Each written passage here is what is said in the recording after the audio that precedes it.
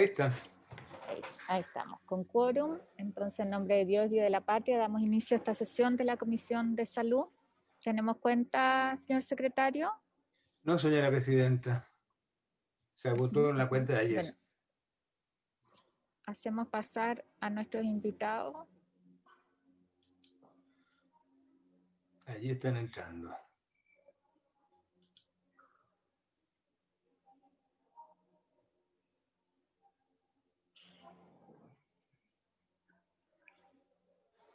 Les damos la bienvenida al director de FONASA, al Luis Brito de su equipo. Muchas gracias, Querido presidente. amigo Enrique Acorsi y Jaime González. Nosotros al día de ayer, Jaime, habíamos quedado en que pudiera participar hoy día el ministro, hacerse cargo además de algunos planteamientos en el tema de presupuesto que nos interesaban. Me planteó sus excusas, ¿no es cierto?, porque tenía una actividad hoy día con el presidente, que frente a eso no tiene ninguna posibilidad de estar en este minuto. Quedó comprometido para el próximo martes estar sí con nosotros en la comisión. También manifestó su disposición a respaldar el proyecto que tiene que ver con cuidado y acompañamiento digno que encabeza la senadora Zapata, así que lo más probable es que también pongamos en tabla para el próximo martes ese proyecto. Tenemos ahora, ¿Me permite, habíamos dejado presidenta? pendiente el espacio. Presidenta, ¿me permite por favor, ya que no vino el ministro, ya que no vino el ministro, a ver si Jaime González nos puede dar respuesta o transmitírsela a él. Primero, por la información que hay en la prensa con respecto a Senabast, que dicen que el 40% de los medicamentos no llegan, y sobre todo los mal utilizados. ¿Qué hay de esa información? Si es efectivo o no es efectivo, ¿qué pasa? También la prensa informa que el presidente tiene un plan de rebrote. A mí me gustaría saber en qué consiste ese plan de rebrote. Y tercero, quería decir yo al ministro, que hay preocupaciones en el sur de nuestro país, porque sobre todo en Puerto Montt, porque comparamos como el dicho ese que dice que Arica una eterna primavera, aquí en Puerto Montt se habla Puerto Montt una eterna cuarentena. Entonces ya llevamos 19 semanas con esta eterna cuarentena y parece que no dan efecto estas cuarentenas. Entonces, transmitir esa preocupación, hoy día en La Moneda seguramente está llegando un bus con comerciantes de las ferias, los mercados, a exigir alguna solución o alguna ayuda, que no las tienen, no la han tenido. Yo traté de comunicarme con el subsecretario en el día de ayer, pero desgraciadamente en La Moneda cuando uno quiere hablar con alguien, y no es para molestar, al contrario, para anticipar, qué sé yo, pero nadie contesta, no vale la pena ya dar este tipo de informaciones. Quería transmitir eso nada más, presidente. De todas maneras, yo me sumo y hago nuestra como comisión la solicitud de conocer el plan que tiene el gobierno frente a eventuales rebrotes. Lo hemos planteado varias veces, la realidad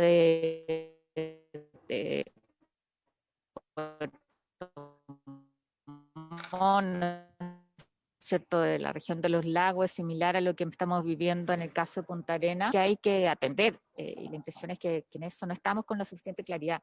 Yo, Jaime, lo que te quería pedir ahí es que Su audio, presidenta, no su audio solamente está muy formalmente a frágil. Naciones Unidas de Salud y Futuro, a los... Voy a ver si... Su audio está entrecortado. Sin mascarilla. ¿Ahí se escucha mejor? Sí. ¿Sí? Ahí No, sí. lo que le señalaba Jaime es, le solicitamos formalmente el plan que tiene elaborado el Ministerio frente a eventuales rebrotes, pero además la participación de los subsecretarios de Red y de Salud Pública en la comisión que tenemos conjunta de Salud y Futuro los días jueves junto con el equipo asesor para poder abordar efectivamente cómo estamos preparándonos como país para ello. En el caso de la región de los lagos y que es similar a lo que me toca vivir a mí aquí en la región de Magallanes, hemos visto lo dramática de la situación y creo que en eso, tal lo que se ha planteado por la prensa, lo señalado por el presidente, lo que tenemos que hacer es conocerlo efectivamente y con las instancias además respectivas, ¿no? Eso. Y sobre el tema de la Senapaz, no sé, Jaime, si tú quieres plantear algo. hacerse cargo de la consulta del Senado. Carolina, yo tenía interés en opinar. Mira, ¿se puede? Por Carolina, supuesto. es que, mira, yo creo que esta es una situación mayor, porque nosotros hemos venido teniendo reuniones todos los jueves con todo el comité asesor, con todos los expertos y expertas en temas de pandemia. Entonces, hace mucho tiempo que venimos discutiendo algo que es un consenso, que no estamos haciendo las acciones de prevención para controlar la primera ola que todavía está viva, no hemos cerrado el proceso de contagio, la cadena de contagio de la primera ola, y lo más probable es que tengamos una segunda ola que se vaya superponiendo a esta primera ola. Hay regiones que ya han tenido una segunda ola, por lo tanto uno pudiera modelar sin mucha complejidad que lo más probable es que tengamos episodios nuevos. Entonces, ¿cuál es el problema? Y que ha salido de todas las reuniones que hemos tenido y que yo creo que es un consenso. Primero, yo diría que la estrategia de salud pública que se está haciendo para contener y para cerrar la cadena de transmisión no está siendo todo lo efectiva que tiene que ser. Y por razones que son conocidas y que son evidentes. Yo creo que ha habido un cambio muy importante desde que llegó el ministro París, eso yo no podemos dejar de desconocerlo, pero el sistema, la eficacia del sistema es la mitad de lo que debería tener, es decir, el nivel de aislamiento de las personas que están contagiadas no se está haciendo como corresponde. Les doy un ejemplo. Hoy día aparece el alcalde de Cerro Navia que está con COVID positivo. Bueno, ¿cuál es el ejemplo? Que está haciendo la cuarentena en su casa. Eso no corresponde. La recomendación del Consejo Asesor y de todos los expertos es que los aislamientos de los positivos tienen que hacerse en recintos sanitarios o en hospitales. Lo pongo como ejemplo solo para si le pasa al alcalde, evidentemente esto es mucho más extendido. ¿Qué porcentaje de todos los que son positivos están primero identificados, aislados? Es un tema que no es el 100%. Y luego, ¿qué porcentaje de los que están aislados, identificados y aislados están cumpliendo en recintos sanitarios? Bajísimo. Entonces, primero no se cumple ese objetivo y el principal grupo de contagio es en los conglomerados familiares. Por esa misma razón. Segundo tema. Toda la norma indica que tenemos que ir a un proceso de rastreo y búsqueda de los contactos las primeras 24 horas. Cuando no hay cuarentena, el promedio que puede tener una persona de personas con las que se contacta puede ser de 30. Si está en cuarentenado, la cantidad de contactos que puede tener es menor, puede ir de 3 a 5, si es que están en cuarentena y se está cumpliendo. Bueno, pues bien, el número de personas que se están rastreando, identificando y cuarentenando no es ni siquiera el 50% de los contactos estrechos. Entonces, eso tiene que ser por lo menos superior al 80%. Por lo tanto, estamos en la mitad de la exigencia que tiene esto. En tercer lugar, tiene que haber ayuda social, porque es imposible cumplir con las medidas de cuarentena, aislamiento, lavado de manos y todo lo que se está planteando si las personas no pueden cumplir con esas medidas porque no tienen o están sin trabajo, no tienen ingreso. Bueno, eso lo se ha discutido largo. Y cuarto, no hay una campaña, y eso es muy lamentable, permanente, y esta campaña solo la puede hacer el gobierno a través de los mecanismos que establece la ley, que permite para que las personas mantengan su adhesión a las medidas. Yo creo que ya la gente, si ustedes van a lugares más céntricos de Santiago, por ejemplo el fin de semana en la zona de Meig, ya la gente anda sin mascarilla. No tiene conciencia, pierde la conciencia porque además pasa mucho tiempo, la gente ya se cansa, no está usando mascarilla, no se está haciendo el lavado de manos, los jóvenes están encontrando, están haciendo encuentros, sobre todo el mundo joven adolescente, sin los distanciamientos, se está olvidando el lavado de manos, entonces tiene que haber una campaña de educación permanente. Esto yo creo que es una tormenta perfecta.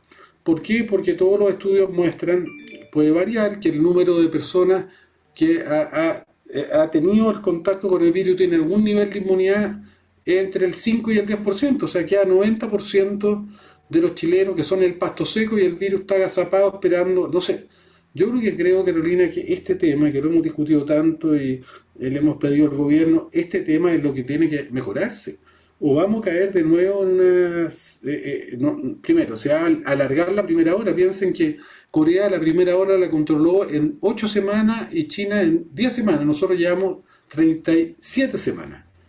¿Ya? Y por lo tanto, yo creo que debiéramos tener una reunión y ayudar al ministro. Si yo pienso que el ministro tiene interés en hacer estas dos cosas, pero aprieta una tecla y el sistema no se mueve, porque esto requiere de la colaboración de todo el chasis del Estado para poder funcionar. Entonces, yo creo que es muy importante, si no, hasta que no haya vacuna, vamos a seguir en esto que dice Rabin, y el caso de por qué Rabin, la cuarentena sirve. Lo que pasa es que se pierde parte de su objetivo si no va acompañado de las medidas de trazabilidad. No, Entonces, estoy la de acuerdo, cuarentena sola, estoy de acuerdo. yo sé, la cuarentena sola lo único que hace es lentecer el proceso. Pero si no tiene, al mismo tiempo que la cuarentena, ayuda social, trazabilidad y todos esos aspectos, se pierde un recurso y además se pone la gente, como dice Radín, ya llevar no sé cuántas semanas cuarentenado, que se pierde todo el sentido de las cosas. La cuarentena es para poder aplicar medidas de trazabilidad muy potentes, aprovechando que se está en cuarentena. Perdón, Presidenta. Nadie está en contra de la cuarentena, pero hagamos las cuarentenas de buena forma, como corresponde. Si no, es tiempo perdido. Si relajamos las fiscalizaciones a las empresas, estamos liquidados. Si hay muchas empresas salmoneras, qué sé yo, de conserva, entonces hay que hacer digamos, los exámenes como correspondan y las fiscalizaciones. Entonces la gente, el común de los mortales, se va cansando de todo esto, porque veis que no está la fiscalización como corresponde, y como te insisto, ya más de 2 meses en cuarentena es como mucho. O sea, vamos a cumplir 5 meses, perdón. 5 meses en cuarentena.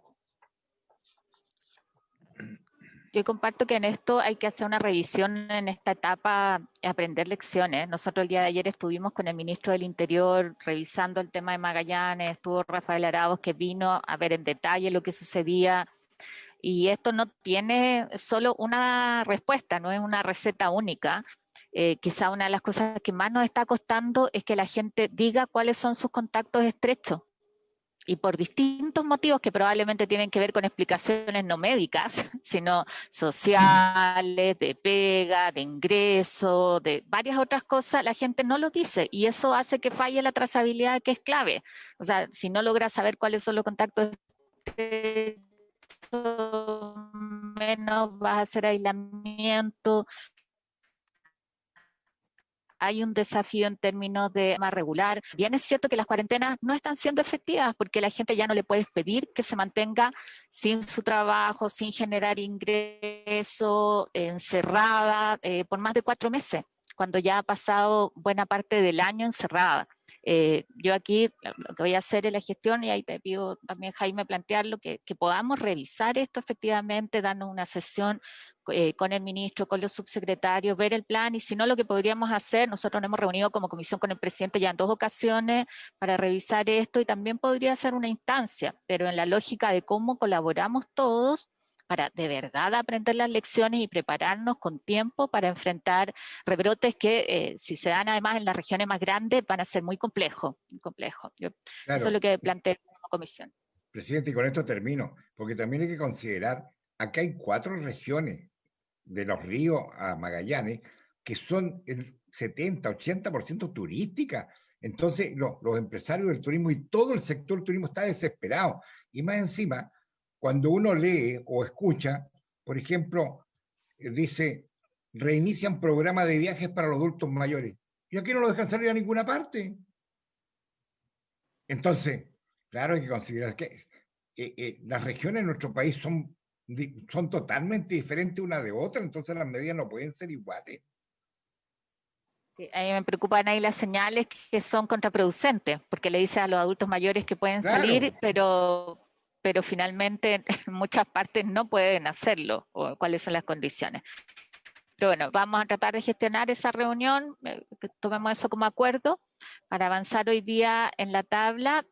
Teníamos, yo no sé si lograron contactarse la agrupación de madres por el proyecto de acompañamiento digno. Veo que está conectada la senadora Sabat.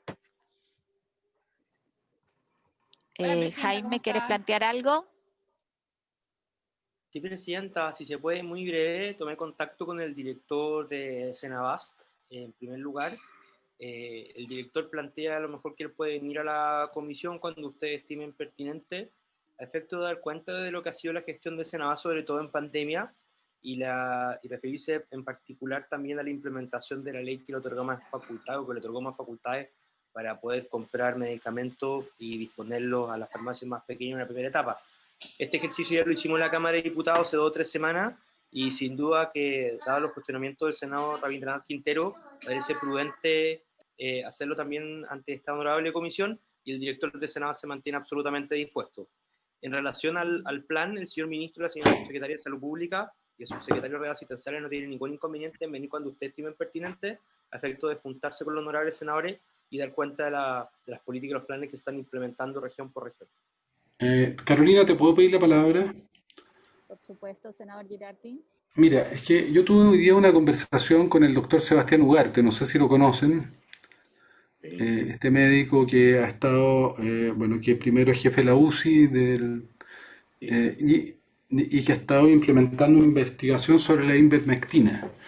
Y yo pienso que él está haciendo un protocolo, que es un protocolo muy serio y que muestra que tiene, por lo menos en su protocolo en la clínica, tiene aparentemente efectos muy benéficos de la ivermectina, pero ha sido objeto de una situación que yo no puedo entender, de una obstrucción y sabotaje por parte del Instituto de Salud Pública, y que le están prohibiendo hacer ese tipo de estudios y prohibieron hacer un estudio para pacientes que no son pacientes graves, porque él evidentemente tenía interés en hacer esto no solo para pacientes que estuvieran hospitalizados. Entonces yo quiero pedirte que citemos a esta persona y que dé explicaciones, porque a mí me parece la mayor gravedad que habiendo esta situación se esté obstruyendo procesos de investigación, procesos de ver el eventual efecto que tiene en Chile protocolos que se han aplicado en otros países y que tienen niveles importantes de efectividad. Entonces a mí me parece que eso es totalmente desconcertante, me parece que sería de la mayor gravedad y que se estuviera bloqueando y no haciendo todo lo contrario, no apoyando todos los estudios que puedan, porque esto es una investigación, que puedan ir en ayuda de buscar alternativas terapéuticas para enfrentar esto. O sea, yo considero que si es así, como se señala, sería de una gravísima negligencia y responsabilidad. Entonces yo quiero por lo menos saber exactamente en función de qué atribuciones, de qué visión se está saboteando y se está obstaculizando un estudio científico, llevado además por una persona que tiene un reconocido prestigio y además respecto a un medicamento que en muchas partes en Australia ya no han hecho estudios que son que tienen son significativos desde el punto de vista del aporte que podrían generar. Y acordemos invitar al director de Senabas y también al director del ISP por este tema, ¿no? Para tratarlo, no hay ningún problema. Nosotros teníamos hoy día invitado al Colegio Médico para pronunciarse sobre el proyecto de FONASA. Veo que hay una excusa de la presidenta del Colegio Médico que no podía asistir por incompatibilidad con su agenda asistencial y también la designación de otro representante de la institución. Lo vamos a dejar para otra sesión, evidentemente nos interesa en esto escuchar al Colegio Médico, se comunicó conmigo directamente la doctora Siches para plantearme su complicación el día de hoy. Tenemos sí a Marcelo Mozo y parte de su equipo, ¿no es cierto?, a Luis Brito. Nosotros tenemos pendiente acá el poder hacer las consultas tras la presentación detallada que hizo Marcelo en la comisión. Yo quería darle ahí la palabra a los colegas para poder profundizar sobre los aspectos de detalle de esta propuesta.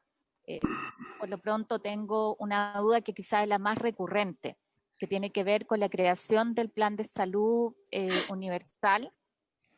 ¿Cuál es el alcance de esto? Porque creo que la clave está en cuánto el plan cubre efectivamente los problemas de salud que tiene la mayor parte de la población. Creo además que este es un plan, a diferencia de lo que he venido planteando los proyectos que tienen que obligar tanto al sector público como al sector privado, que de alguna manera es la intersección que nos permite avanzar efectivamente una reforma en salud, pero la clave está en cuáles son las prestaciones que están garantizadas y quién determina también esas prestaciones, que entiendo la propuesta de FONASA es más bien un equipo de salud. Creo que ahí hay parte de la clave, o uno diría como uno de las cadenas centrales, ¿no es cierto?, de las piedras angulares de la reforma que nosotros podamos hacer. Entonces, yo le pediría a Marcelo si pudiera detallarnos un poco más ese tema. Dejo abierta la palabra para los colegas para hacer consultas sobre el proyecto.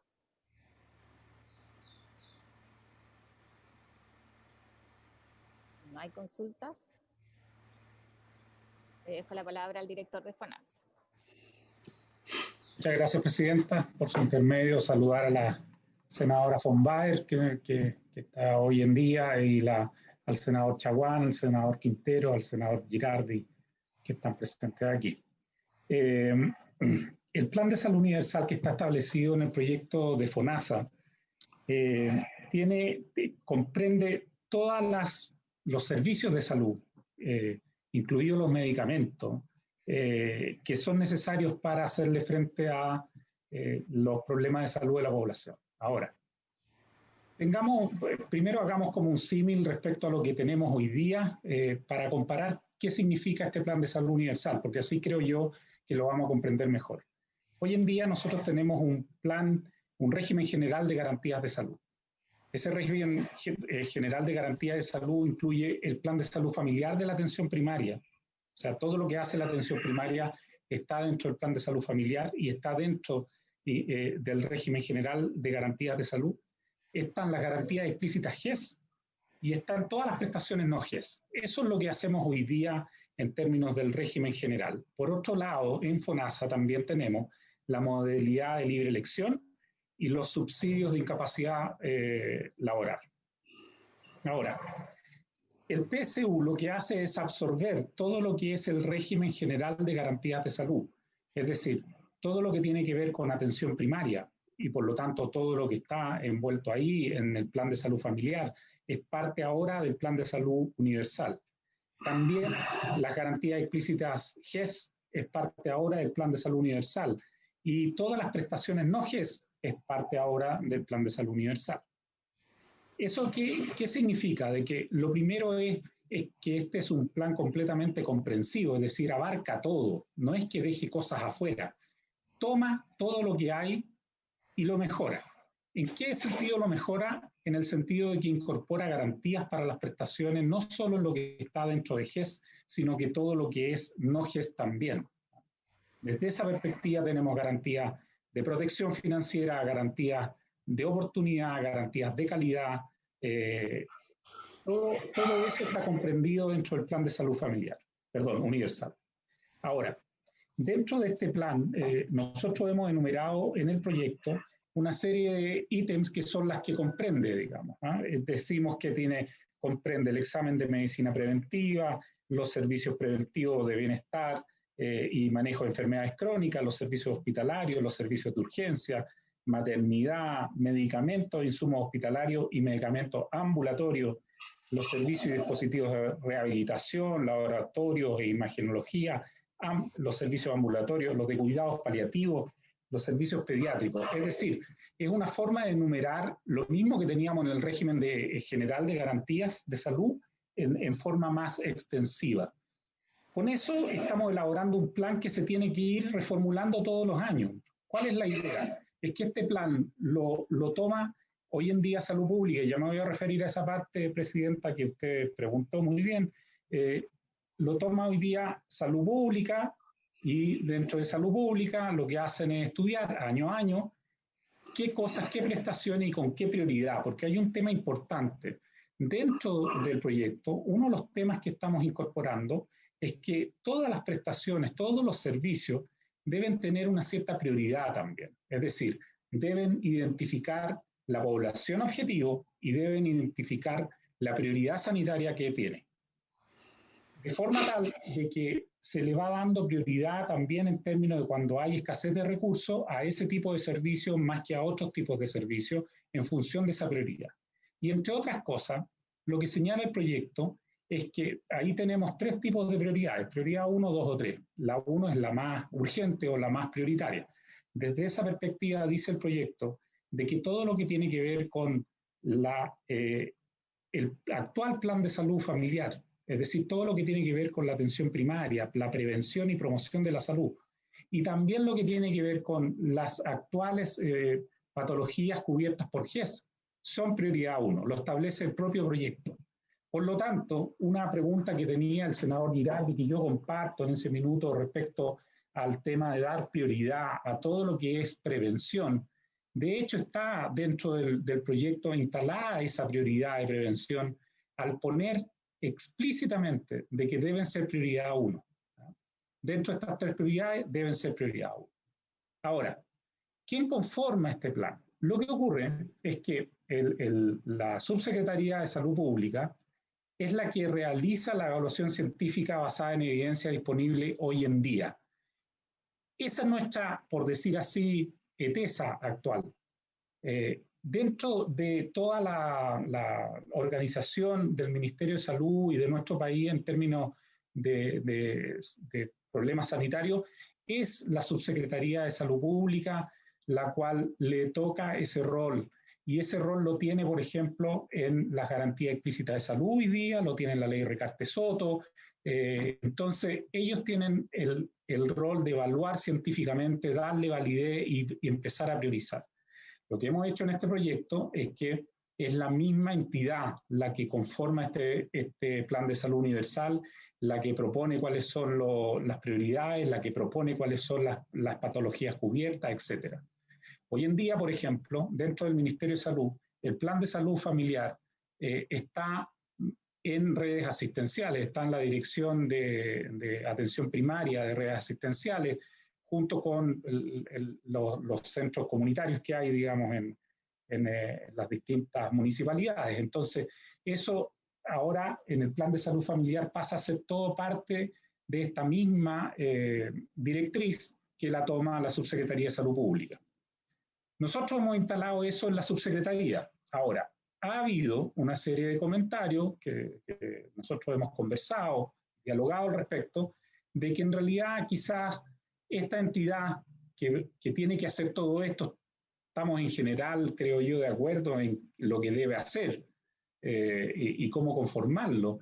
Sin embargo, hay quienes piensan de que es mejor tenerlo en forma independiente al Ministerio de Salud, independiente a la Subsecretaría de Salud Pública. Es decir, algo así como el NICE en Inglaterra, que es una entidad independiente que toma estas decisiones de evaluación científica, de evidencia, etc. Nosotros eso estamos dispuestos, Presidenta, a evaluarlo.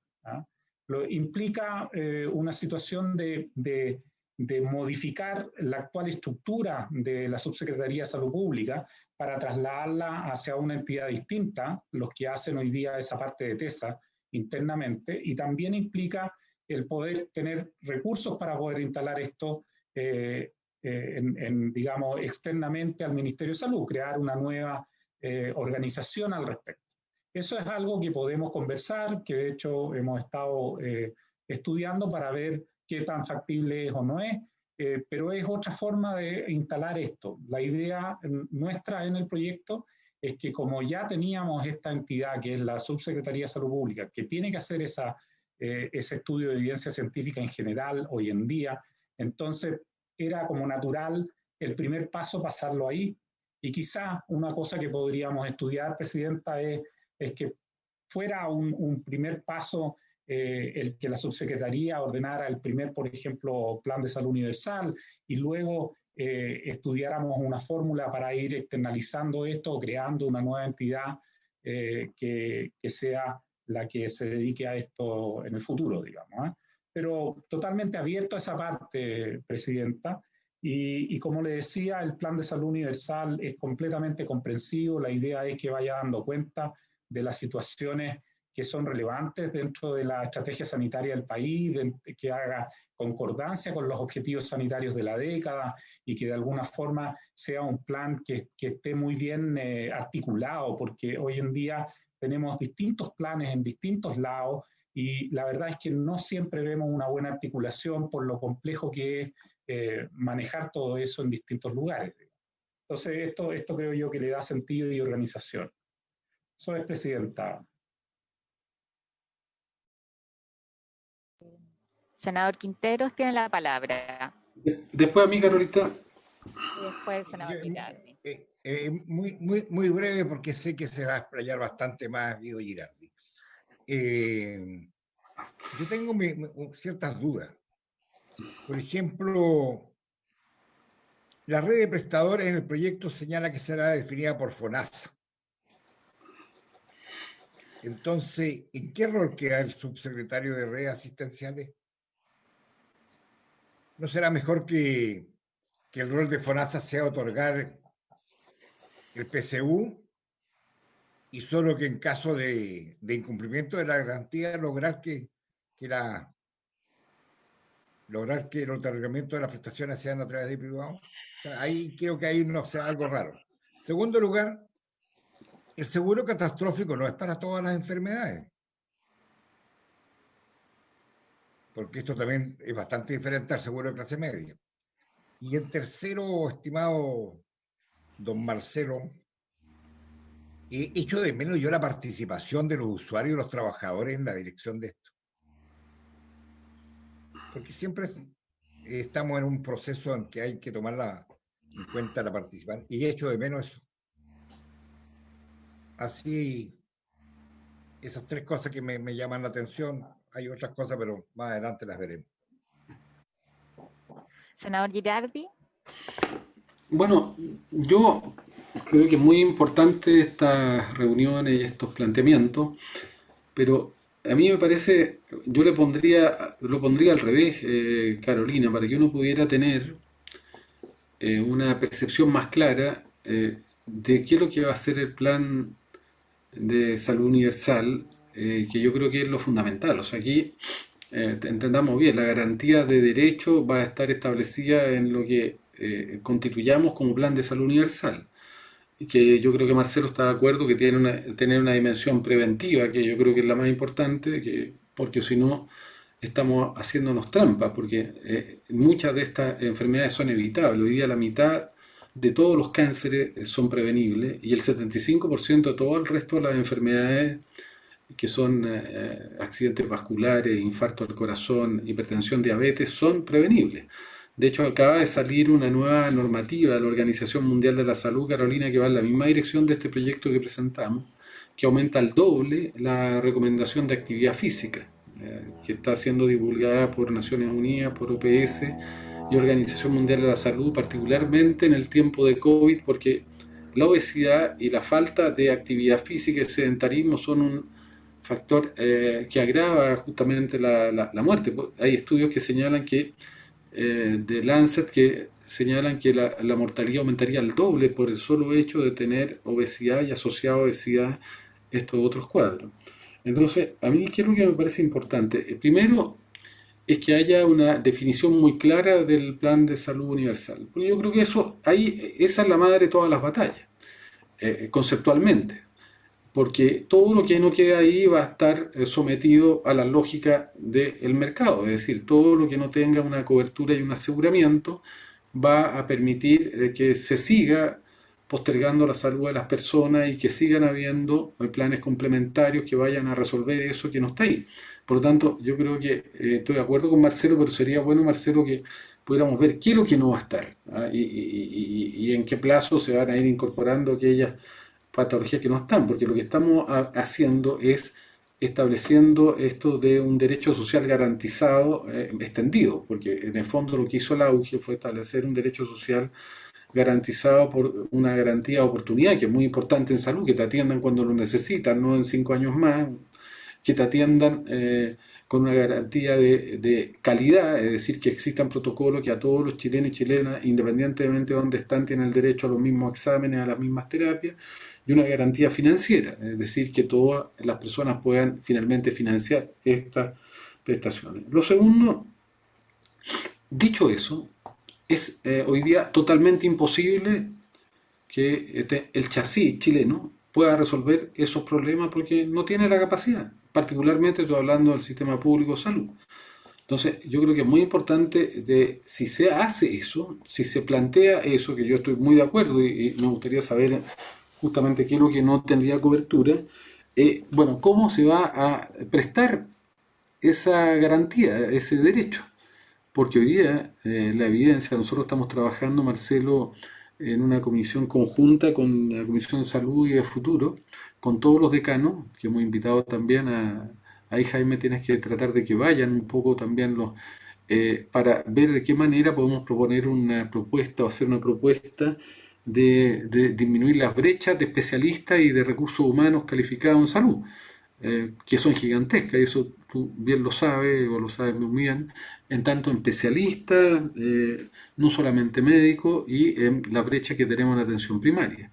De hecho, ya tenemos listo con el consenso de todos los decanos lo que va a ser el primer borrador del uso de campos clínicos, que es un tema que se ha transformado en un verdadero comercio inaceptable, donde las universidades tienen que pagar y al mejor postor una especie de subasta, remate de campos clínicos. Entonces, bueno, todos esos temas hay que irlos regulando, pero hay que tener una política. Yo lo que creo es que con el financiamiento actual de salud, que hoy día Chile está destinando 3.7% del PIB a aporte fiscal en salud, no hay ninguna posibilidad.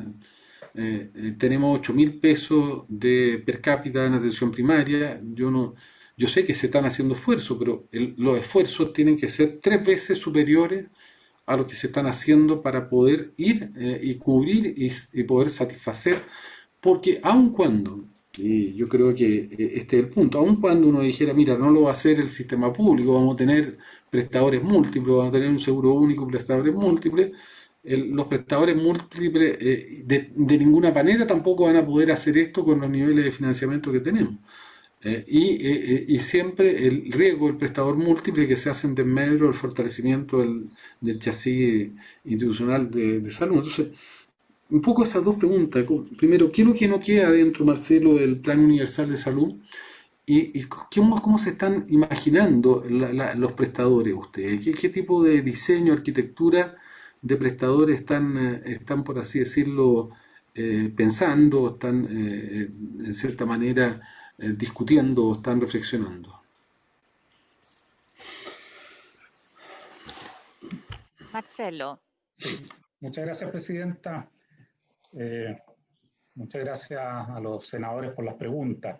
Voy a partir por lo que expresó primero, o al final, digamos, el senador Girardi. Recordemos algo, nuestro país se ha ido preparando para distintas circunstancias en términos de salud. Yo entiendo de que siempre las necesidades son más grandes de lo que nosotros esperamos o lo que podemos estar requiriendo en algún minuto. Sin embargo, el país ha ido preparándose para tener una salud pública fuerte y yo creo que esta pandemia ha demostrado de que eso ha funcionado relativamente bien desde la perspectiva asistencial. Y en ese sentido, uno de los temas importantes es que cuando uno se pregunta si está preparado el país para afrontar un plan de salud universal como este, la respuesta que tengo es sí, y que además ese plan de salud universal debe ir creciendo en el tiempo y el país preparándose para mejorar. ¿En qué sentido? Porque hoy en día el primer plan de salud universal, y aquí respondiendo derechamente la pregunta, va a contener todo lo que hoy día se contiene, es decir, todo lo que es el régimen general de garantía de salud actual, eso es lo que va a contener. ¿Qué es lo que no va a contener? Lo que hoy día no está. Eso, por lo tanto, va a ser lo que hoy día va a tener el primer plan de salud universal. Para eso, nosotros lo que hemos propuesto como garantías, la garantía más importante para ver si hay capacidad o no tiene que ver con la garantía de oportunidad. Un gran anhelo de la población ha sido siempre el problema en el sector público de que las personas no acceden a la salud al tiempo que necesitan. El problema no ha sido un problema digamos, de recursos, porque dentro del sistema público, sino que más bien de recursos por un sistema que al final no le da la garantía en el tiempo oportuno y por lo tanto tiene que salir a comprarlo afuera. Pero nuestro sistema público, si nosotros le ponemos unas garantías que creemos que son las que están en el informe financiero de este proyecto, son suficientemente razonables para alcanzar, dar cierto, por ejemplo, que las personas no esperen más de 2 años por una cirugía. Nosotros creemos que eso es muy razonable y que tenemos la capacidad como país dentro del sector público para hacerle frente. Y por lo tanto, en ese sentido, recordemos de que el plan de infraestructura, por ejemplo, que tenemos como país, es un plan de infraestructura en salud el más grande que se ha visto en su historia. Estamos construyendo 25 hospitales durante este periodo, estamos también construyendo 120 centros de atención primaria dentro de este periodo. Es decir, estamos creciendo en general y es parte de una política de Estado porque es una continuación de cosas que han ido ocurriendo en gobiernos anteriores y que aquí se han reforzado. Entonces, desde esa perspectiva, Chile siento yo que se está preparando para eso. Ahora, se está preparando para las enfermedades que tendremos en el futuro, para las pandemias nuevas que vendrán. Ahí sí, diría yo, tenemos que ir revisando año a año cómo vamos a poder hacerle frente a cada una de esas situaciones y qué más necesita el país. Pero una cosa importante, siento yo, senador, y por su intermedio, presidenta, es que lo que requiere el país requiere de mucha articulación en términos de salud. Y que creo que eso es algo que de alguna forma mejora al tener este plan de salud universal instalado. Porque la articulación de un plan único, de un plan que es comprensivo, que tiene garantías que las personas le van a decir, usted por una atención médica no va a demorar más de tanto tiempo, que usted por un procedimiento no va a tardarse más de tanto tiempo en resolver ese problema, creo yo que resuelve gran parte de los problemas que tenemos actualmente, que hemos ido creciendo en distintos lados, con distintas formas y con una estructura que no siempre conversa bien. En ese sentido, creo yo de que esto viene a erradicar esa principal preocupación que tienen los ciudadanos en Chile, que es cómo accedo a la salud en forma oportuna y con una prioridad sanitaria. Ahora, para hacer eso, claro, ¿en qué red de prestadores lo vamos a hacer? Y esa es una buena pregunta. Yo creo que para eso lo que tenemos que imaginarnos, senador Quintero, por su intermedio, presidenta, quiero comentarle a él respecto a su inquietud. Imaginémonos la red actual integrada COVID. ¿Ah? ¿Qué pasó en esa red integrada? Se conformó una red en la cual funcionan todo el sector público y el sector privado. ¿Qué hizo FONASA en ese? Integró a los privados de forma tal de imponer las condiciones en las cuales comerciales, en las cuales íbamos a trabajar, las condiciones en cuanto a los procesos que se iban a hacer, etcétera, pero todo lo que tenía que ver con el tema de los pacientes, cuándo se derivaban, quién debía derivarlos, etcétera, eso es parte de la red asistencial. Y eso es lo que está planteado en el proyecto. Yo sé de que cuando dice que FONASA define la red de prestadores, se puede entender como que FONASA estuviese a cargo de la red de prestadores en ese sentido. Pero no es así, senador Quintero. Lo que hace ahí es exactamente lo que pasó después con la red integrada COVID. FONASA lo que hace en ese sentido es que elabora todos los convenios con los terceros. Tiene la potestad de empezar a manejar los precios, la red, en el fondo, desde la perspectiva de quién hace los convenios, los hace FONASA. Ahora, no le hemos sacado absolutamente ninguna de las atribuciones que tienen hoy los directores de los servicios de salud y en la propia subsecretaría de redes asistenciales para derivar dentro de la red, para de alguna forma solicitar el que se pueda derivar en una macrozona o que se pueda derivar incluso a terceros cuando, por ejemplo, hoy día hay un segundo prestador en GES o en la red integrada. Por lo tanto, esa es la situación y yo lo expliqué en la Cámara también. Si de repente hay una palabra que hace que se comprenda mejor eso o hay que extender el articulado de alguna forma para que sea mejor comprendido esa situación, eso es. Pero lo que sí está claro es que nosotros creemos firmemente, y yo creo que eso lo compartimos, de que debe ser un solo articulador el que haga los convenios con toda la red, que haga los convenios con el sector público, tal como lo hace hoy día FONASA a través de los acuerdos de gestión con los servicios de salud, y que haga también los convenios con los privados que puedan funcionar en esta red. Porque eso significa que también, por ejemplo, una de las cosas que se elimina dentro del articulado actual es el poder que tienen los servicios de salud de hacer DFL 36. Ahora los tiene FONASA en este proyecto. La idea es que FONASA sea el único que negocie con toda esta situación y de alguna forma se estandarice también los precios. Y lo mismo con las sociedades médicas, que es un problema que hemos tratado de enfrentar muchas veces, que todos lo conocemos, lo he discutido yo mismo, ustedes lo han discutido en esta comisión, y lo que ha ocurrido es que finalmente siempre se le echa mano, hay una situación entre los servicios de salud y las necesidades que se tienen, que deben tener que negociar. Aquí la idea es negociar todo eso, que son sociedades médicas, BFL 36, prestadores externos, con una sola mano, de una sola forma, y que ese rol lo lleve como asegurador FONASA. Esa es la idea final, y el resto, senador, la verdad es que si hay que mejorar el articulado para que así quede mejor comprendido, no es problema. Eso debe ser así, pero la articulación de la red sigue siendo de la Subsecretaría de Redes Asistenciales y de los directores de los servicios de salud. Senador Girardi.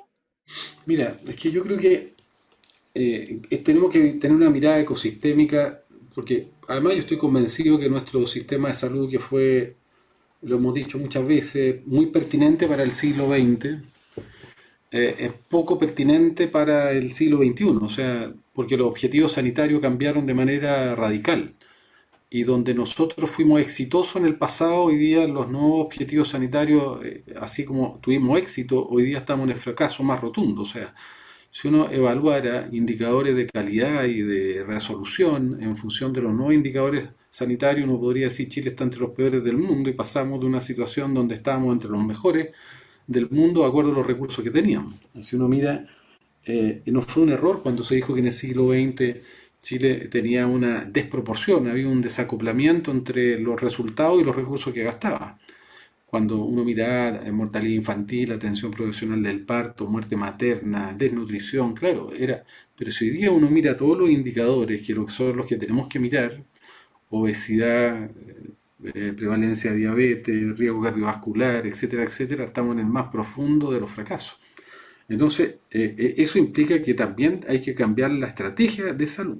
Ahora, dicho eso, a mí lo que yo creo que siempre vamos a tener, y por eso yo quiero reiterarlo y ponerlo, porque no me parece que no lo podemos, no debamos solayarlo. Si uno mira el presupuesto del año 2021, y divide el aporte fiscal por todos los chilenos, el per cápita de aporte fiscal para todos los chilenos es de $539.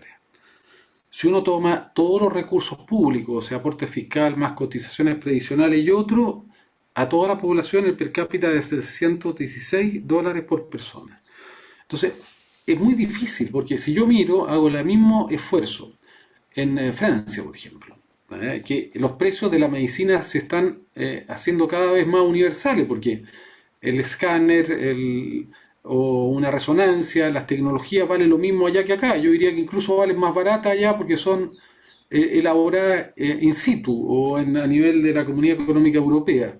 Y ya los precios de mercado de los profesionales empiezan a homologar lo que gana un médico, un especialista acá, de lo que gana en Europa. Bueno, en Francia el per cápita público es de $6.000 por persona. O sea, es 10 veces más. Y si uno lo compara con Estados Unidos, que es un sistema altamente ineficiente, que es de 9.000, un poco más de $9.000 per cápita, estamos hablando de que por cada americano se invierte casi 15 veces más de lo que nosotros estamos invirtiendo. Entonces es muy difícil si no resolvemos esa brecha. Y ahí hay un tema de fondo, que es un tema de decisión política. No hay, de mi punto de vista, yo no me he metido todavía al tema de cuál va a ser el prestador, pero yo no creo que haya ninguna posibilidad de generar para la población, para los 17,5, 18 millones de chilenos, una salud oportuna, de calidad y con cobertura financiera, manteniendo, como decíamos, esto de calidad con estos recursos. Imposible. No se puede nomás. Sí. Aquí los costos, sí, una sonda, un pedazo de algodón, el antibiótico, incluso son más baratos allá. Si acá nos venden a nosotros más caro incluso todos los insumos. En segundo lugar está la discusión, que yo creo que no es menor, porque ya la tuvimos para el llamado seguro catastrófico clase media. Esta comisión, tú lo sabes muy bien, Marcelo, se negó a aprobar y todavía lo estamos discutiendo, un seguro clase media donde se traspasaran los recursos a privados sin antes tener una estrategia clara de fortalecimiento del sistema público, porque lo que vemos, y no es que sea una cosa ideológica de oponerse sistemáticamente al prestador privado, pero el prestador privado, sin que se haga una política de recuperación del sistema público, es tremendamente peligrosa y que va a tener consecuencias sobre la salud, que son indirectas, y que va a tener consecuencias para el sistema privado. ¿Por qué? Porque fundamentalmente cuando se pierden los especialistas, el sistema público, no solamente el sistema público que tiene precios por economías de escala que son finalmente más baratos y de menor costo que el mejor o el más eficiente de los sistemas privados, el gran riesgo que nosotros tenemos, algo que hemos dicho, que el principal patrimonio por el cual Chile ha tenido una buena salud no son sus recursos invertidos, no es la tecnología, no es la infraestructura, la calidad del recurso humano. Y si nosotros ya no tenemos especialistas en los sistemas públicos porque se lo fueron y fueron llevados o desplazados para poder entregar las prestaciones desde el ámbito privado, no va a haber quien forme a los recursos humanos calificados y es lo que nos está pasando. O sea, aquí el ente formador es el sistema público y forma los recursos humanos para el sistema público y privado. En ninguna clínica, a todos los que fuimos estudiantes de medicina, nos van a permitir hacer lo que los estudiantes de medicina y los internos y los becados hacen en el sistema público. Y esa es parte de la discusión que estamos teniendo. Guido, Entonces, yo, te Carolina, pido solo por eso acortar me tu parece. intervención para poder escuchar a la agrupación que nos está esperando. Está bien, solo decir que esto todavía tiene muchas cosas que tenemos que madurar y no nos oponemos en términos así ideológicos a que, pero el no recuperar primero el sistema público, resolver los problemas de brecha, especialistas, etcétera, etcétera, es condición a mí para poder decir, bueno, pensemos o abrámonos si quiere la posibilidad de prestadores múltiples, pero esa discusión no se puede dar si no hay una política clarísima de aumento de recursos y de recuperación del sistema público, porque si no puede ser un desastre. Bueno, solo comentar que yo fue la razón por la que voté contra el auge del presidente Lago, que se cumplió absolutamente lo que nosotros decíamos que iba a ocurrir. Sí.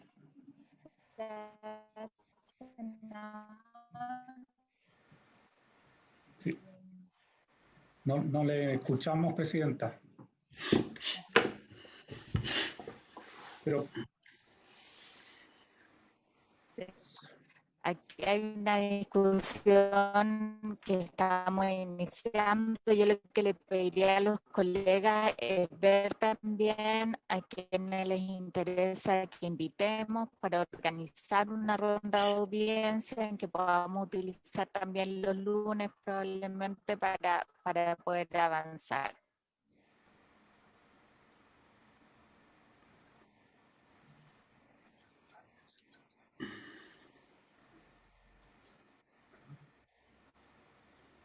presidenta.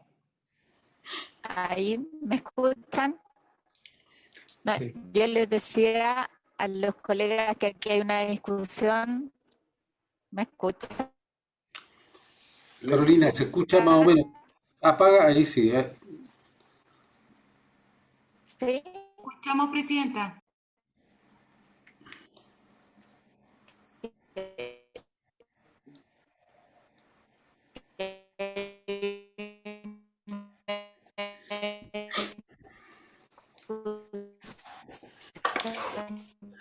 Que estamos iniciando y que podamos ver a quienes les interesa que incorporemos.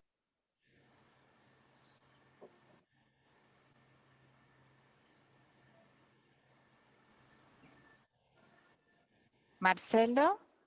Sí, que me gustaría, presidenta, si pudiera una breve intervención final, muy breve, ¿no? Para hacer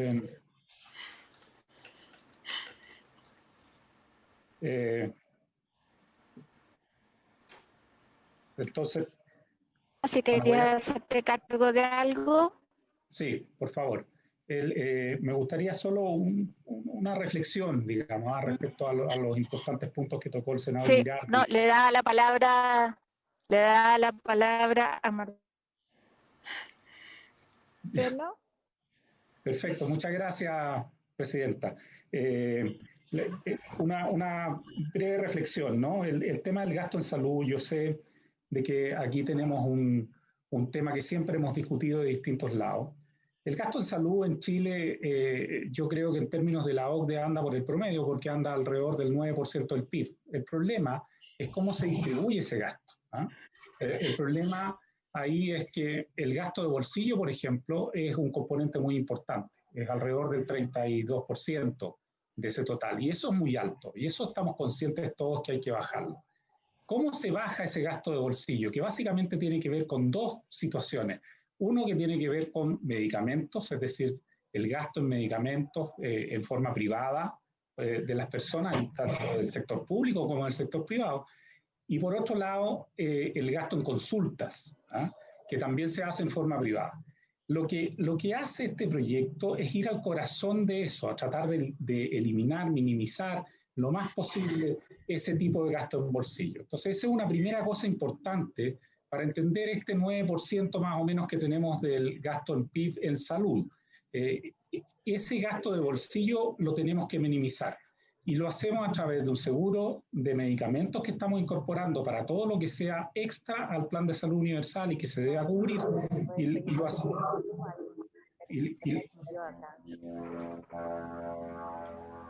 Y también... La chica que está, que es Priscila, ahí te lo puse. Priscila Astudillo. Presidenta. Escucharla 10 minutos y con eso se para el proyecto de acompañamiento digno, que lo vamos a votar la próxima sesión. ¿Ya? Presidenta, estaba hablando Marcelo. Tiene el micrófono. Perdona Marcelo, es que se terminó, sí. Se le cayó el internet a la presidenta y me pidió que siguiera, así que perdona la Muy bien, no se preocupen, yo lo entiendo perfectamente. Así estamos en este mundo en el cual las comunicaciones a veces nos pasan este tipo de cosas. Pero por su intermedio, entonces, presidente, en este caso, el gasto en salud, como decía, tenemos un seguro de salud de medicamentos instalado en el proyecto, y el plan de salud universal lo que hace es garantizar una protección financiera que permita que ese gasto de bolsillo y también con la oportunidad en términos de darle un plazo máximo para atenciones, por ejemplo, de consulta, lo que hace es justamente atacar ese gasto de bolsillo que es un 30% del total del gasto en salud. Después, la otra parte del gasto en salud, la verdad es que ahí tenemos el componente cuánto se recoge a través de impuestos indirectos, como es lo que señala el senador Girardi, que el 3,7% del aporte fiscal o lo que sea, esos son impuestos indirectos. Lo otro, el 7% que se recauda en salud, ese es un impuesto, entre comillas, o una contribución directa. ¿Qué tanto hacemos que eso sea todo impuesto indirecto o que sea de otra forma? Eso es otra discusión distinta. Pero yo creo que en términos de gasto en salud respecto al PIB, nuestro gasto en salud es relativamente importante y está en el promedio de la OCDE, pero tenemos el problema de cómo se distribuye. Y por otro lado, un tema también que es relevante es que tenemos que pensar la articulación que tenemos actualmente del sistema, la forma en que estamos nosotros hoy día de alguna forma conformados, ha permitido o no ha permitido que el gasto en salud sea eficiente. Y ese es otro de los problemas, la eficiencia del gasto en salud. Yo hace 20 años atrás escuché a gente como Michael Porter decir que el 30% del gasto en salud era producto del mal diagnóstico, por ejemplo. Yo creo que hoy día, entre el mal diagnóstico y el sobrediagnóstico, capaz que el 50% del gasto en salud se produzca por eso. Si articulamos mejor la red, si tenemos un plan comprensivo que permita de alguna forma tener guías únicas, estándares para producir una salud de calidad, lo que ocurre ahí detrás, y si hacemos prevención, es que el gasto en salud va a bajar y el 9% va a ser suficiente probablemente. no es un problema solo subir los recursos, sino que hacer toda esta integración. Y yo creo que en ese sentido lo que tenemos que ir haciendo, senadores, es ir de a poco mirando cómo hacerlo, porque de alguna forma se ha hablado aquí también del seguro catastrófico. Si nosotros hubiésemos aprobado antes el seguro catastrófico, y yo todavía pienso de que hay que aprobar esa idea, lo vamos a necesitar para hacerle frente a las listas de espera de los problemas de salud que han debido postergarse por la pandemia. Es muy importante tenerlo. Entonces, la situación es que al sector público, todos los hospitales públicos, por ejemplo, el próximo año, lo vamos a tener enfrentando la pandemia y a su vez tratando de resolver los problemas urgentes de la población que se han postergado. El seguro catastrófico lo que nos va a permitir es ayudar, darle una válvula de escape a eso, para ayudar un poco a las personas. Esto va directamente a ayudar a las personas en términos de resolver sus problemas. Y yo creo que como en todo en salud, y ustedes lo conocen mucho mejor que yo, tenemos que ir caminando paso a paso, en ir mejorando todo. No podemos, siento yo, tener la red hospitalaria que todos soñamos el día de mañana para poder recién instalar, por ejemplo, este seguro, porque en ese tiempo probablemente ya no va a ser necesario, porque vamos a tener una red pública de tal forma de que no va a ser necesario. Hoy en día sí es necesario, por eso es que está instalado hoy en día, digamos. Entonces, son temas, creo yo, una reflexión simplemente, que yo creo que todos coincidimos en el fondo y coincidimos en mucha parte de la forma.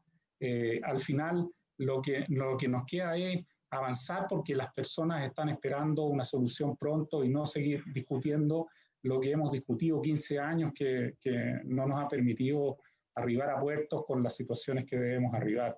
Así que creo que tenemos una gran oportunidad en ese sentido, presidente. Gracias.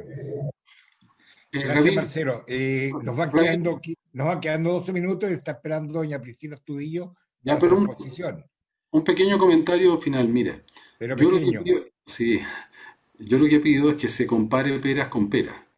Nosotros no podemos comparar algo que no es comparable como lo plantea Marcelo. Yo creo que tenemos que comparar el aporte fiscal, Marcelo, porque los países de la OECD, el componente principal del financiamiento de la salud, yo prefiero tomar países que son modelos o deberían ser modelos para Chile como Inglaterra o Francia, que tienen los mejores sistemas de salud. Cuando yo te hablo de 8 puntos del PIB, es de aporte fiscal.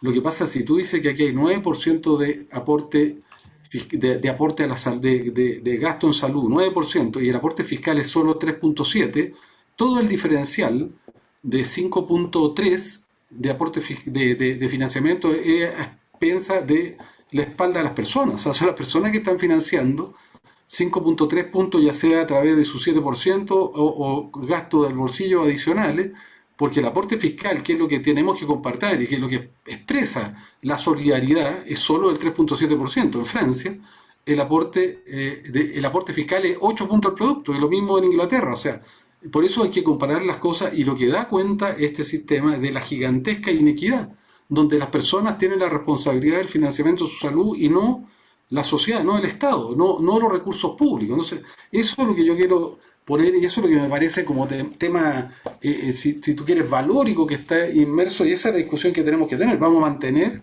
un sistema de salud donde las personas tienen que garantizar el financiamiento de ellas, o vamos a establecer un mecanismo solidario de financiamiento? Ese es el punto para mí también central a esta discusión.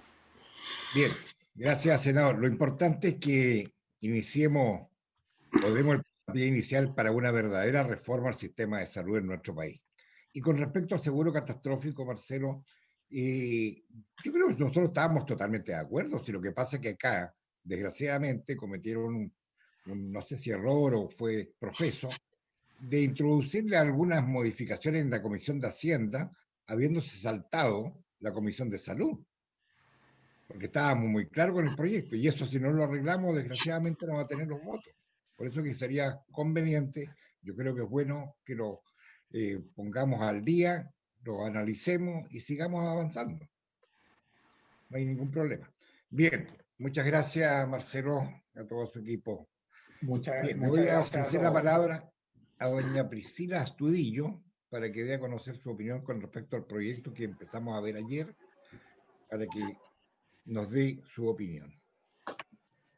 Ya, hola, Doña buenas Priscila. tardes a todos. aquí estoy. Estoy en el Hospital Calvo Maquena, por eso he tenido como muchas interrupciones, les pido disculpas. Si me confirman se escucha bien, porque no me puedo sacar la mascarilla. Ya. Muy bien. Les comento entonces, el proyecto Acompañamiento Digno es un proyecto que nace luego de una hospitalización que yo tuve este año con mi hija menor de 6 meses. Estuvimos hospitalizadas en el San Borja, ocurrieron ciertos acontecimientos desagradables, como no poder acompañarla en el área de la hospitalización en la noche. No me podía quedar con ella. Fueron muchas mamás las que me empezaron a llegar con testimonios parecidos, que tenían que dejar a sus hijos solos, no solamente por el tema del COVID, ahora este año, sino que mucho antes le había pasado ocasiones similares. Y denme un segundo, por favor. Disculpa. Y esto fue naciendo así por redes sociales. Yo empecé a compartirlo y de ahí nace el proyecto de Madres, una asociación de madres por un acompañamiento digno. Son más de 100 mamás que se han involucrado con esto. Diariamente con Marcela Sabat nos llegan historias de casos muy antiéticos, diría yo, como el de ayer, no sé si le habrá comentado Marcela, de un niño en Chillán de 4 años que no se pudo quedar con su mamá en la noche, fue operado de apendicitis y se les cayó después de la operación y perdió todos los dientes de la parte delantera. Anda dando vuelta en redes sociales también ese caso, y aún así a la mamá no la dejaron acompañarlo al otro día, en la noche. Entonces, más que eso, son 2 puntos que nosotros queremos presentar con este proyecto de acompañamiento digno, que si bien es el derecho del niño tener un acompañante al lado al estar enfermo, sea mamá o papá, y el otro punto es el acompañamiento digno de los papás, en este caso, que no sé si ustedes saben que en la mayoría de los hospitales de Chile, el papá o mamá tiene que dormir en una silla sentada en la noche. Ni siquiera una silla de plástico, es una silla de palo de esas de colegio, de esas antiguas. Yo pasé 10 noches en el Hospital San Borja, me dejaron quedarme porque fui a hablar con el jefe de pediatría y porque daba lactancia materna. Entonces, después de insistir mucho, me pudieron dejar, pero vi cómo los otros niños que no estaban con sus mamás lloraban toda la noche porque eran muy pequeños. Estamos hablando de lactantes, de niños de 1 año, de meses, hasta 5 años llorando toda la noche. Entonces,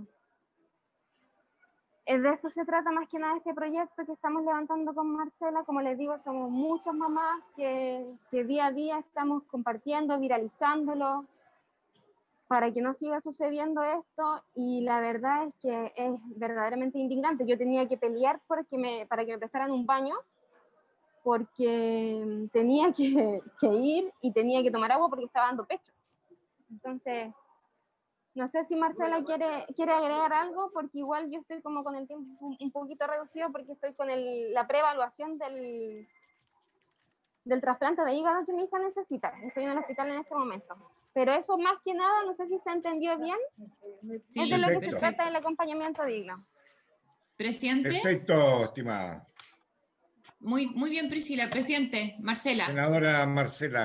Yo solamente quiero agradecer a Priscila porque sé que tuvo que interrumpir justamente a acompañar a su hija que está en un proceso de pretransplante en el hospital. Yo solamente quería agradecer porque finalmente es contar una experiencia personal que hoy día, a raíz de todo lo que ella misma cuenta, genera otras incomodidades y otras cosas que como hablábamos ayer, tiene que ver con derechos fundamentales, con derechos humanos básicos que deberían a todas las madres poder cubrirse en un momento además tan triste, tan complejo emocionalmente, cuando tienen que acompañar a un hijo. Y la idea es poder dividir este proyecto en esas 2 aristas que la Priscila comentaba, que tiene que ver, uno, con el acompañamiento del niño, de la niña, con el derecho, en el fondo, o el interés superior del niño principalmente, a ser acompañado, porque eso está ligado directamente también con con el proceso de que un niño o una niña se sane más rápidamente. Eso está comprobado en muchos estudios que así lo mencionan. Pero además con este otro aspecto que tiene que ver con el acompañamiento digno para la madre, que tiene que ver con situaciones básicas, como decía Priscila, como con un baño, con que pueda estar sentado en una silla que no sea esa silla, digamos, tan básica, tomar agua y cosas dignas, en el fondo, una situación básica. Eso solamente, Presidente, yo quería agradecerle a Priscila por el espacio y por haberse dado el tiempo. Muchas gracias a ustedes también por escucharla. No, gracias a usted, senadora. Gracias a usted. Sí, Francisco. No, presidente, volver a agradecer a Marcela por habernos invitado también a ser parte del proyecto. Gracias, Marcela. Gracias, Priscila, por contar esta dramática situación que le toca vivir a los padres que están acompañando a sus hijos en procesos de hospitalización. Y yo quiero pedirle, presidente, si es posible, que podamos aprobar inmediatamente el proyecto en general, para poder apurar y aportar desde la Comisión de Salud del Senado. Si le parece, presidente, sería útil poder... Yo no tendría problema, senador. Lo que pasa es que la presidenta me pidió que escuchara a otra institución. Okay. Por eso. A mí yo quiero hacer una pequeña reflexión de este proyecto y de otros proyectos que hemos tenido que presentar tanto en la Comisión de Adulto Mayor como en la Comisión de Salud, y Francisco pertenece a las dos. ¿Cómo tenemos que llegar a hacer un proyecto de ley, cosas que son, digamos, de sentido común? Sí. La verdad de las cosas que uno se admira en el país que vivimos, cosas que son de sentido común, hay que legislarlo, como el trato, digamos, preferente a los adultos mayores, o el buen trato a los adultos mayores, cosa que realmente llama la atención. Bien, ofrezco la palabra. Muchas gracias, Priscila, por la exposición. Senadora, Presidente. ¿La senadora Bombay? Sí, presidente, yo agradecer a Priscila y desearle todas las bendiciones para el proceso que está viviendo con su hijo, y agradecer nuevamente a la senadora Sabat por la iniciativa. Estoy de acuerdo con usted. La verdad es que es bastante insólito que tengamos que presentar un proyecto de ley para algo que es tan básico, y volver a insistirle, y espero que lo acojan, entiendo que lo van a hacer, al Ejecutivo, que se haga parte de este proyecto, porque una cosa es expresar, y nosotros lo que podemos hacer es obligar en el fondo a que los hospitales permitan a las madres y a los padres a poder acompañar a los niños, pero que este acompañamiento sea digno significa también una inversión, porque no podemos aceptar, desde mi punto de vista, que las mamás y los papás estén sentados en una silla de colegio durante una semana durmiendo de una manera que es totalmente indigna, pero además muy compleja. Entonces, yo quisiera que el Ejecutivo recogiera esa parte. Necesitamos ahí la iniciativa del Ejecutivo, porque si no nos vamos a quedar con que los hospitales van a tener la obligación, pero la situación va a ser exactamente igual de indigna como la tenemos hoy. Y por lo tanto yo quisiera insistir en esa parte, que en el momento en que nosotros lo veamos en particular, el Ejecutivo se haga parte y presente indicaciones que signifiquen que el trato efectivamente, o sea, que se haga un cambio real en los hospitales cuando se trata del acompañamiento de los niños, niñas y adolescentes. Gracias, presidente. Y gracias. Muy bien, gracias, senadora. ¿Alguien más la palabra? Presidente. ¿Quién? No. Don Enrique, por favor. Buenos días. Hoy, en el caso del niño de Chillán, ya se está haciendo el sumario correspondiente. Eso lo vio ayer la subsecretaría de redes.